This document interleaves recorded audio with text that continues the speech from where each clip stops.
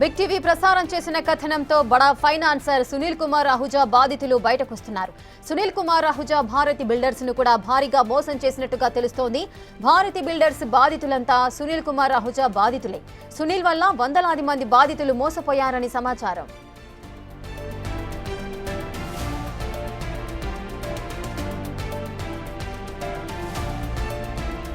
గత 2024 మే నెలలో భారతి బిల్డర్స్ పై బాధితులు ఫిర్యాదు చేయగా పోలీసులు ఎఫ్ఐఆర్ నమోదు చేశారు. ఈ కేసులో Bharathi builders chairman Nagaraju, MD Sivaramakrishna, CEO పొన్నారితో పాటు A4 గా ఉన్న సునీల్ కుమార్ అహుజాలపై కేసు నమోదైంది. అయితే భారతి బిల్డర్స్ కూడా సునీల్ అహుజా బాధితులేనని తెలుస్తోంది.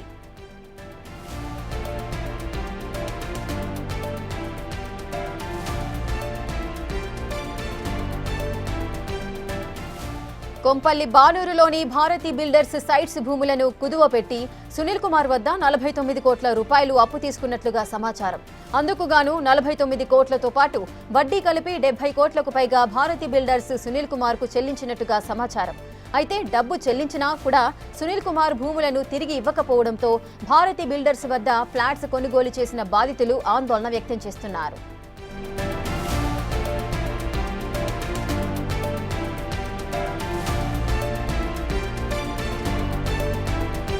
2024లోనే భారతి బిల్డర్స్ తో పాటు సునీల్ కుమార్ అహుజాలపై సిసిఎస్ పోలీసులకు ఫిర్యాదులందాయి. అయితే ఈ కేసులో భారతి బిల్డర్స్ కు సంబంధించిన వారిని రిమాండ్ కు తరలించగా తన పలుకుబడితో సునీల్ కుమార్ తప్పించినట్లుగా తెలుస్తోంది. కాగా ప్రస్తుతం భారతి బిల్డర్స్ కస్టమర్స్ కు న్యాయం చేసేందుకు సంస్థ చైర్మన్, ఎండీలు సిద్ధంగా ఉన్నప్పటికీ సునీల్ కుమార్ అహుజా భూమిని తిరిగి ఇవ్వడం లేదని బాధితులు ఆందోళన వ్యక్తం చేస్తున్నారు. తాజాగా బాధితులు సునీల్ కుమార్ అహుజాపై చర్యలు తీసుకోవాలని మరోసారి సిసిఎస్ ను ఆశ్రయించారు. సునీల్ కుమార్ అహుజా నుంచి భారతి బిల్డర్స్ భూములను తిరిగి ఇప్పించాలని, వందలాది మంది కస్టమర్లకు న్యాయం చేయాలని బాధితులు కోరుతున్నారు.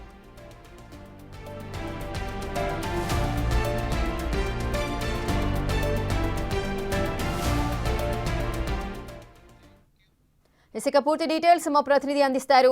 భారతి బిల్డర్స్ కస్టమర్స్ కు న్యాయం చేసేందుకైతే సంస్థ చైర్మన్, ఎండీలు అయితే సిద్ధంగా ఉన్నారు. కానీ సునీల్ కుమార్ అహుజా భూమిని తిరిగి ఇవ్వడం లేదంటూ కూడా బాధితులంతా ఆందోళన చేస్తున్నారు. ఈ ఇష్యూకు సంబంధించిన డీటెయిల్స్ మా ప్రతినిధి సాగర్ అందిస్తారు. సాగర్, అసలు ఏం జరిగింది, దీనికి సంబంధించిన పూర్తి వివరాలేంటి?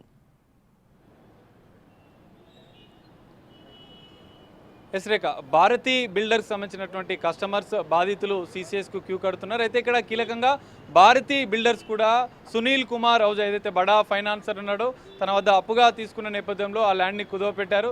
సో ఆ ల్యాండ్ తిరిగి ఇవ్వకపోవడంతో కస్టమర్లకు ఇచ్చినటువంటి కమిట్మెంట్ ఫుల్ఫిల్ చేయలేకపోతున్నామంటూ కూడా భారతి బిల్డర్స్ చెప్తున్న పరిస్థితి కనిపిస్తుంది. అయితే భారతి బిల్డర్స్ బాధితులు సునీల్ కుమార్ ఓజా నుంచి తమ ల్యాండ్ని విడిపించి న్యాయం చేయాలంటూ కూడా సిసిఎస్ని ఆశ్రయిస్తున్న పరిస్థితి. కొంతమంది బాధితులు ఉన్నారు, వారితో మనం మాట్లాడే ప్రయత్నం చేద్దాం. చెప్పండి, అసలు ఎట్లా భారతీ బిల్డర్స్ మిమ్మల్ని ఎట్లా మోసం చేసింది? ఇక్కడ సునీల్ కుమార్ అహుజా పాత్ర ఏంటి? సార్, ఇనిషియల్గా భారతీ బిల్డర్స్ అనే వాళ్ళు ప్రీ లాంచ్ ఆఫర్ స్టార్ట్ చేశారు. 2 ప్రాజెక్ట్స్, కోంపల్లి, బానూర్. అంటే అందులో వేరియంట్ సైజెస్ ఉన్నాయి. 2 BHK, 3 BHK, starting from 2 BHK 900 SFT నుంచి 1200 SFT and 3 BHK starting from 11 to 2400 SFT వరకు ఉన్నాయి. ప్రీ లాంచ్ ఆఫర్ పేరుతో వాళ్ళు ఏం చేశారంటే పర్ SFT 2800, 2500 అని చెప్పి ఇనిషియల్గా భారతీ బిల్డర్స్ వాళ్ళు ఓన్లీ MOU బేస్డ్ మీద 20% ఆఫ్ ది అమౌంట్ కట్టించేసుకున్నారు. ల్యాండ్ కొన్నారు. వాళ్ళు ఆ అమౌంట్ తోటే ల్యాండ్ కొన్నారు. వాళ్ళు సొంత డబ్బులతో ల్యాండ్ కొనలేదు. వాళ్ళు ఇనిషియల్గా వాళ్ళ దగ్గర అమౌంట్ అంత ఫండింగ్ కూడా లేదు. ఆ అమౌంట్ కస్టమర్ల దగ్గర 20% ఏదైతే తీసుకున్నారో ఆ అమౌంట్ తోటి ఇనిషియల్గా భారతీ బిల్డర్స్ వారు ల్యాండ్ కొన్నారు. బాగుంది. వాళ్ళకి కట్టడానికి ఇప్పుడు డబ్బులు లేవు. వాళ్ళు ఏం చేశారు, ఫైనాన్సర్ దగ్గరికి అప్రోచ్ అయితే బై మిస్టేక్ తెలుసో తెలియకో, వాళ్ళకి తెలుసో లేదో తెలీదు, మాకు అహుజాను అప్రోచ్ అయ్యారు. అహుజా చూసి ఓకే వీళ్ళేదో బాగుందిలే, ఇది ల్యాండ్ ఉద్దరికి వస్తుంది కదా కొట్టేద్దామనే స్కీమ్ తోటి ఏం చేసినాడంటే ఆ భారతీ బిల్డర్స్ ఉన్నదాన్ని మళ్ళీ రీఅగ్రిమెంట్ చేసుకొని శ్రీ భారతి బిల్డర్స్గా చేసి దాంట్లో వాడు కొడుకుని జాయిన్ చేసి 5 crores ఇన్వెస్ట్ చేశారు. అక్కడ సరిపోయింది. అయితే భారతి బిల్డర్స్ అహుజా దగ్గర తీసుకుంది 47 కోట్లు. 47 కోట్లు అప్పు తీసుకున్నారు. తీసుకుంటే భారతి బిల్డర్స్ వాళ్ళు 47 కోట్లు తీసుకున్న దానికి 53 కోట్లు కట్టేశారు. ఆల్రెడీ కట్టేశారు. కానీ అహుజా అనేవాడు ఇంకా ల్యాండ్ రిలీజ్ చేయట్లేదు. ల్యాండ్ అలానే పెట్టుకున్నాడు. మేము ఎంతమంది డెవలపర్స్ వచ్చినా, ఎంతమందితో వచ్చినా కానీ మాట్లాడడానికి రెడీగా లేరు. ఇప్పుడు మీకు తెలుసు, అక్కడ ఎగ్జాంపుల్ ఎకరం అక్కడ 30 కోట్లు ఉంటుంది ఈజీగా. మేము చెల్లించింది 50 కోట్లు, 30 ఇంటూ 7 ఎకరాలు ఉంది. అది వేసుకోండి ఎంత, 250 కోట్లు రఫ్లీ. 250 కోట్లు, 50 కోట్లు ఇచ్చి ల్యాండ్ రేటు పెరగడంతోనే హౌజా తిరిగి ఇవ్వట్లేదంటారా? Exactly the same thing. Land rate పెరగడంతో 50 కోట్లకు వచ్చే 7 ఎకరాలు ఇక్కడ, 250 కోట్లు ఇక్కడ అయిపోతే ఎక్కడ? 250 కోట్లు పెట్టి కొనాలంటే ఎవడన్నా కొనగలుగుతాడా? కొనలేరు. ఇప్పుడు మీరు పోలీసులకు ఏం చెప్తున్నారు? మీకు ఎలాంటి న్యాయం కావాలంటున్నారు? మేము ఒకటే చెప్తున్నాం సార్ పోలీసులకి, ఏమంటే ఈ ల్యాండ్ మాఫియా, ఈ ఫైనాన్షియర్స్ ఎవరైతే ఉంటారో లెట్ దెమ్ డూ బిజినెస్. మేము బిజినెస్ చేయొద్దు అని చెప్పట్లేదు. ఇనిషియల్గా వాళ్ళు ఏం చేస్తారంటే 1% వడ్డీయో 2% వడ్డీయో ఆశ చూపుతారు. దానికి జనాలు ఇంక్లైన్ అయిపోయి ఓకే 1% 2% అని ఇంక్లైన్ అయిపోయి ఈజీ మనీ దగ్గర తీసేసుకుంటారు. దాని తర్వాత వాళ్ళు ఏం చేస్తారు, షూరిటీ కింద అన్ని డాక్యుమెంట్లు తీసుకుంటారు. ల్యాండ్ కాగితాలు, అన్ని కాగితాలు, ఇళ్ళ కాగితాలు అన్నీ తీసుకుంటారు. ఒక 2 నెలలు బాగానే ఉంటుంది. తర్వాత 3వ నెల నుంచి దాన్ని మెల్లగా 5% షిఫ్ట్ చేసేస్తారు రేట్ ఆఫ్ ఇంట్రెస్ట్. ఫైనాన్షియర్స్ చేసే దందా ఇది. దానివల్ల మోసం జరిగింది. ఇప్పుడు ఎట్లా మీకు న్యాయం కావాలంటే ఎట్లా మరి? మాకేం చెప్తున్నాము, నీకు భారతి బిల్డర్స్ ఏదైతే అమౌంట్ కట్టేది ఉందో అది కట్టేశాడు మీకు ఆల్రెడీ. ల్యాండ్ రిలీజ్ చేయి, ల్యాండ్ రిలీజ్ చేసేయి. నీ దగ్గర ఎందుకు పెట్టుకున్నావు? పోనీ నీ దగ్గర పెట్టుకున్నావు. పోలీసులు చర్యలు తీసుకోవడం లేదా సునీల్ కుమార్ హౌజా మీద? ఇప్పుడు నేను చెప్తాను, పోలీసులు అనేవాళ్ళు ఆల్రెడీ సైబరాబాద్ పిఎస్లో ఎకనామిక్స్ దగ్గర కేసు లాంచ్ అయ్యింది. ఇక్కడ ఇదేంటంటే సైబరాబాద్ దగ్గరికి రావడం కారణం ఏమంటే వీళ్ళు ఆ కేసుని ఫర్దర్గా ఫార్వర్డ్ మూవ్ చేస్తారు, తొందరగా చేస్తారని చెప్పి నమ్మకంతో ఇక్కడికి వచ్చాము మేము. ఆ కేసు కూడా రిజిస్టర్ 2024లో రిజిస్టర్ అయింది. వాళ్ళు అరెస్ట్ చేశారు, 3 15 రోజుల్లో బెయిల్ తీసుకొని బయటికి వచ్చారు. కానీ ఇంతవరకు ఏ చలనం లేదు, ఏ మూమెంట్ లేదు కేసులో. ఇంకా చర్యలు ఏం తీసుకోలేదు. అటాచ్ చేయండి వాళ్ళ ఆస్తులన్నీ. ఎకనామిక్సే కదా, మీకు అథారిటీ ఉంది కదా, బినామీ ప్రాపర్టీస్ అటాచ్ చేయండి. సార్ మీరేం చెప్తారు? మీరు ఎంత మోసపోయారు? ఎంత అమౌంట్ పే చేశారు? మేము నాతో పాటు 3 ఫ్రెండ్స్ మొత్తం 4 కలిపి మేము దగ్గర ₹1 కోటి వరకు ఇన్వెస్ట్ చేసాం. అంటే 5 ఫ్లాట్స్కి. మేము యాక్చువల్గా ఫ్రీ లాంచ్ ఆఫర్లో ఇలా 2800 2600 ఇచ్చారు. కానీ మేమైతే 4000 రూపీస్ ఎస్ఎఫ్టీ తీసుకున్నాం. అంటే ఆఫ్టర్ 6 మంత్స్ ఆల్మోస్ట్ ఆల్. మాకు ఇచ్చిన అగ్రిమెంట్లో ఎంఓయూలో కమిట్మెంట్ ఏంటంటే 3 ఇయర్స్లో కంప్లీట్ చేస్తాం. నెక్స్ట్ 1 ఇయర్లో మీరు 50% పేమెంట్ పే చేయాలి. వన్స్ ప్రాజెక్టు కన్స్ట్రక్షన్ స్టార్ట్ అయిన తర్వాత మీరు 3 స్టేజెస్లో 25 పే చేయాలని చెప్తారు. దానికి మీకు ఓకే అయ్యి పేమెంట్ చేసాం. 6 మంత్స్ వరకు మేము కూడా 2-3 సార్లు ఫోన్ చేసాం, పెద్ద రెస్పాండ్ అవ్వలేదు. అని నడుస్తుందండి, ఇంకా అప్రూవల్స్ రాలేదు, పర్మిషన్స్ రాలేదు. ఇంకా హైడ్రా కాదు, మన ఇది రేరా పర్మిషన్స్ అవి ట్రై చేస్తున్నాం. చలాన్స్ అది ఇక్కడ భారతి బిల్డర్స్ వాళ్ళు సునీల్ కుమార్ హౌజాకు డబ్బులు తీసుకున్నప్పుడు రిజిస్ట్రేషన్ చేసిన విషయం మీకు తెలుసా? జనరల్ మా దగ్గర డబ్బులు తీసుకునేటప్పటికి ల్యాండ్ భారతి బిల్డర్స్ పేరు మీదే డాక్యుమెంట్ ఉంది మాకు చూపించాడు. వాడు ఏం చేశాడంటే మా దగ్గర కొంత అమౌంట్ కలెక్ట్ చేసుకుని భారతి బిల్డర్స్ వాళ్ళు అంటే స్టేజ్ బై స్టేజ్ అక్వైర్ చేస్తారు ల్యాండ్. అంటే 7 acres ఒకేసారి కొనలేదు వీళ్ళు. 2 acres కొన్నారు ఫస్ట్, తర్వాత 3 acres కొన్నారు.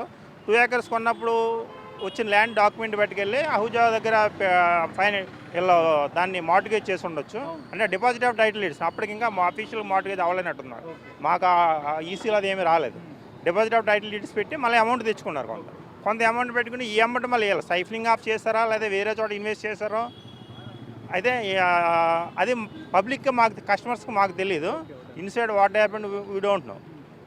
ఫైనల్గా ఏంటంటే ఈ మనీ అంతా తీసుకెళ్ళి ఈ అహూజా దగ్గర స్ట్రక్ అయిపోయింది, అహూజానే పేమెంట్ మొత్తం తినేసాడని భారతీయ బిల్డర్స్ అంటాడు. ఈ కస్టమర్స్ అంతా మేము ఆల్మోస్ట్ ఆల్ 1 year వెయిట్ చేసాం. 1.5 year వెయిట్ చేసిన తర్వాత వీళ్ళ రెస్పాన్స్ సరిగ్గా లేదని చెప్పి మాలో కొంతమంది వెళ్ళి కేసు పెట్టారు. కేసు పెట్టిన తర్వాత అప్పుడు కేసు ఎవరి మీద పెట్టారు? భారతీయ బిల్డర్స్ ముగ్గురు అంటే ఒక చైర్మన్ నాగరాజు పైన, ఈ శివరామకృష్ణ పైన, పొన్నారి అని ఇంకొక ఆయన ఉన్నాడు, మార్కెటింగ్ హెడ్ ఉండేవాడు. వీళ్ళ ముగ్గురితో పాటు సునీల్ కుమార్ అహూజా మీద కూడా కేసు పెట్టారు. కానీ పోలీసులు ఈ ముగ్గురిని అరెస్ట్ చేశారు తప్ప సునీల్ కుమార్ అహూజాని అరెస్ట్ చేయలేదు. అరెస్ట్ ఎందుకు చేయలేదంటే తర్వాత మాకు తెలిసింది ఏంటంటే అతనికి యాంటిసిపేటరీ బెయిల్ తెచ్చుకున్నాను, ఇంకోటాను తెలిసింది. అఫీషియల్గా ఎఫ్ఐఆర్ లేదని పేరు ఉంది కానీ అతను టెక్నికల్గా అరెస్ట్ అయితే కాలేదు. అంటే చిక్కుముడి ఈ కేసులో చిక్కుముడి విడాలంటే దీనికి అందరికీ మూల కారణం అనేవాడు ఓన్లీ అహూజానే. వీళ్ళంతా ఈ శివరామకృష్ణ, పొన్నారి వీళ్ళంతా ఏంటంటే నథింగ్ బట్ వాడి చేతిలో చిక్కుకుని విలవలాడుతున్నారేమో అని చెప్పి మా అనుమానం. అంటే ఫైనాన్షియల్ జరగాలంటే ఎట్లా? ఫైనాన్షియల్ ఫ్రాడ్ వీళ్ళ దగ్గర స్టార్ట్ అయింది. స్టార్ట్ అయిన తర్వాత వీళ్ళంతా వెళ్ళి వాళ్ళ చేతిలో ఇరుక్కుపోయారు. వీళ్ళు ఇరుక్కుపోవడం కాదు, మా 500 మంది కస్టమర్స్ని అక్కడ ఇరికించేశాడు. మా అమౌంట్ మాకు రావట్లేదు. కానీ ఇప్పటికే మీరు 3-4 ఏళ్ళుగా వెయిట్ చేస్తున్నారు, పోలీసుల నుంచి ఎలాంటి న్యాయం కావాలనుకుంటున్నారు? పోలీసుల నుంచి అంటే ప్రాపర్ ఇన్వెస్టిగేషన్ చేసి సునీల్ కుమార్ అహూజాని పిక్చర్లోకి తీసుకొచ్చి కరెక్ట్ ఇన్వెస్టిగేషన్ చేస్తే క్లారిటీ వచ్చేస్తుంది అందరికీ. కాకపోతే అతను ఇన్వెస్టిగేషన్ రింగ్లోకే రావట్లేదు. మరి అతను ఏం మేనేజ్ చేస్తున్నాడో, అతని ఇన్ఫ్లుయెన్స్ ఏంటో మాకు తెలియదు. కానీ ఆ యూట్యూబ్లోనూ అక్కడెక్కడ కొన్ని రీసెంట్గా న్యూస్లు చూసిన తర్వాత అతను ఎంత బిగ్ షాట్ అనేది మాకు రీసెంట్గా ఇప్పుడే తెలుస్తుంది. ఇలా చాలా ఈ రియల్ ఎస్టేట్ కంపెనీస్ వాళ్ళని చాలామంది దగ్గర ఇలాగే ఫైనాన్స్ చేసి వాళ్ళ ప్రాజెక్టులే తీసేసుకున్నాడు అనేది రీసెంట్గా 2-3 డేస్ నుంచే మాకు తెలిసింది న్యూస్ ఇదంతా. ఫైనల్గా ఏం చెప్పాలనుకుంటున్నారు? ఫైనల్గా అందరూ ఆర్డీ అండ్ మనీ అండి. అంతా చిన్న employees, middle employees, rich people కాదు. మా మనీ మాకు వచ్చి మా ప్రాజెక్ట్ మాకు ముందుగా అంతా ఇల్లు లేని వాళ్ళు చాలామంది ఉన్నారు ఇందులో. అంటే కొంతమంది ఇన్వెస్ట్మెంట్ పర్పస్లో కొనుక్కొని ఉండొచ్చు సెకండ్ ఆప్షన్ కింద. కానీ అందులో 90% ఆఫ్ ది పీపుల్ ఏంటంటే they don't have any houses, only they want to fulfil there home dream. For that only they invested the money. Ultimately ఏంటంటే ఈ రోజున as of today by the time of investment అక్కడ 4,000 SFT ఉంటే ఈ రోజున 7,000 SFT ఉంది. అంటే మాకు మనీ పోయింది, ఫ్లాటు రాలేదు, ఇప్పుడు కొనే పరిస్థితి లేదు. ఈ విషయాన్ని ఏంటంటే పోలీసులు మాకు న్యాయం చేయాలి ఏదో రకంగా కాదు. ఇట్ మీన్స్ మాకు అట్లీస్ట్ మాకు ఆ బిల్డర్ని వేరే బిల్డర్ని అటాచ్ చేసన్నా ఆ ప్రాజెక్ట్ కంప్లీట్ చేపిస్తే రిమైనింగ్ మనీ మేము పే చేసుకుని మా ఫ్లాట్స్ మేము తీసుకుంటాం. ఇది పరిస్థితి. సునీల్ కుమార్ ఔజా నుంచి ఆ భూమిని విడిపించి బాధితులందరికీ న్యాయం చేయాలని చెప్తున్నారు. దాదాపు వందలాది మంది బాధితులు సిసిఎస్ను ఆశ్రయిస్తున్నారు. సునీల్ కుమార్ ఔజాపై చర్యలు తీసుకోవాలి. గతంలో ఫిర్యాదు చేసినా కూడా సునీల్ కుమార్ ఔజాని అరెస్ట్ చేయలేదంటూ కూడా వాళ్ళు చెప్తున్న పరిస్థితి కనిపిస్తుంది. ఇప్పటికైనా సునీల్ కుమార్ ఔజా చెర నుంచి తమ భూమిని విడిపించి వందలాది మంది సొంతింటి కళ నిజం చేసుకోవాలనుకుంటున్నటువంటి పేద ప్రజలకు, మధ్యతరగతి ప్రజలకు న్యాయం చేయాలని చెప్పి బాధితులు కోరుతున్న పరిస్థితి కనిపిస్తుంది. సాగర్, అంటే ఈ అంశంలో ఇంకొక విషయం ఏంటంటే ఇప్పుడు భారతి బిల్డర్స్ దగ్గర నుంచి ల్యాండ్ని సునీల్ కుమార్ అహూజా దగ్గర తాకట్టు పెట్టి వాళ్ళు డబ్బులు తీసుకున్నారు అని చెప్తున్నారు. అంటే ఇప్పుడు బాధితులు ఎవరైతే ఉన్నారో వాళ్ళకి ల్యాండ్ సేల్ చేసే ముందే ఈ అగ్రిమెంట్ అనేది జరిగిందా? అంటే వాళ్ళకి తనఖా పెట్టడం జరిగిందా? మొత్తం భూమిని అప్పుడే తనఖా పెట్టారా, లేదా తనఖా పెట్టిన తర్వాత మిగిలిన భూమిని వీరికి అమ్మడం జరిగిందా? అసలు ఈ మధ్యలో ఏం జరిగింది? ఎస్రేఖ, మొదటగా కొంపల్లిలో ఉన్నటువంటి ప్రాజెక్ట్ని ఇటు భారతీ బిల్డర్స్ వాళ్ళు స్టార్ట్ చేశారు. దాదాపు 400 మంది కస్టమర్స్ నుంచి ప్రీ లాంచ్ పేరుతో, అప్పటి వరకు కూడా భారతీ బిల్డర్స్ పేరుతోనే 7 ఎకరాలు కొంపల్లిలో ఉన్నటువంటి ల్యాండ్ ఉంది. అయితే ప్రీ లాంచ్ పేరుతో వాళ్ళ దగ్గర నుంచి కొంత 25% అమౌంట్ని కలెక్ట్ చేశారు. సో అనంతరం ఆ ప్రాజెక్ట్ని కంప్లీట్ చేయాలన్న ఉద్దేశంతో వాళ్ళు సునీల్ కుమార్ ఔజా వద్ద నుంచి కూడా 49 కోట్ల రూపాయలను అప్పుగా తీసుకున్నట్లుగా కూడా తెలుస్తుంది.